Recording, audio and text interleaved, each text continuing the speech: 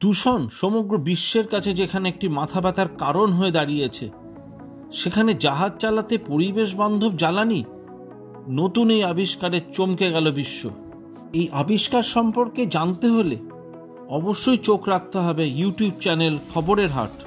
ভালো থাকুন, সুস্থ থাকুন আর নজর রাখুন এই চ্যানেলে। একদিকে যেখানে বিশ্ব উষ্ণায়ন তার প্রভাব বিস্তার করছে, সেখানে প্রতিটি সময় নিজেদের রক্ষা করাই প্রধান কাজ হয়ে গিয়েছে। জাহাজ চালাতে গিয়ে হাইড্রোজেনের ব্যবহার করা হয়, সেটা আমরা সকলেই জানি। তবে এমন একটি জাহাজ এবার আবিষ্কার করা হয়েছে যেটি চালাতে কোনো হাইড্রোজেন লাগবে না। তবে এই জাহাজ অন্য জাহাজের তুলনায় অনেক বেশি গতিতে ছুটে যাবে। মিথানলকে এই জাহাজের অন্যতম জ্বালানি হিসাবে ব্যবহার করা হচ্ছে। এটি এমন একটি পরিবেশ বান্ধব জ্বালানি যেটি পরিবেশকে ভালো রাখার পাশাপাশি জাহাজ চলতেও বিশেষভাবে সহায়তা করবে। 2015 সাল থেকে এই বিষয়ে একটি গবেষণা করা হচ্ছিল, তারই ফল এবার পেয়েছেন বিজ্ঞানীরা। কয়েকটি বেসরকারি সংস্থার সঙ্গে হাত মিলিয়ে তারা তৈরি করেছেন মিথানল চালিত জাহাজ। প্রাথমিকভাবে একটি ছোট জাহাজের উপর একে পরীক্ষা করে দেখা হয়েছে। সেখানে সফলতার পর এবার এটি বৃহত্তর জাহাজের ভবিষ্যৎ হিসাবে ভাবা হচ্ছে।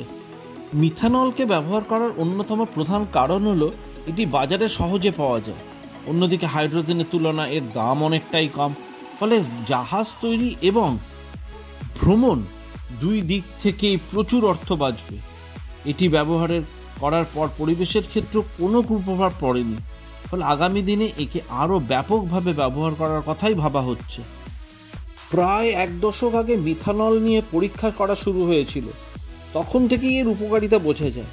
এটি সহজে পাওয়া যায় বলে এটি নিয়ে প্রথম থেকেই উৎসাহের শেষ ছিল না। এই প্রযুক্তি ব্যবহার করে যদি আগামী দিনে বেশিরভাগ জাহাজ তৈরি করা হয়, তাহলে ক্ষতিকারক হাইড্রোজেন আর ব্যবহার করতে হবে না।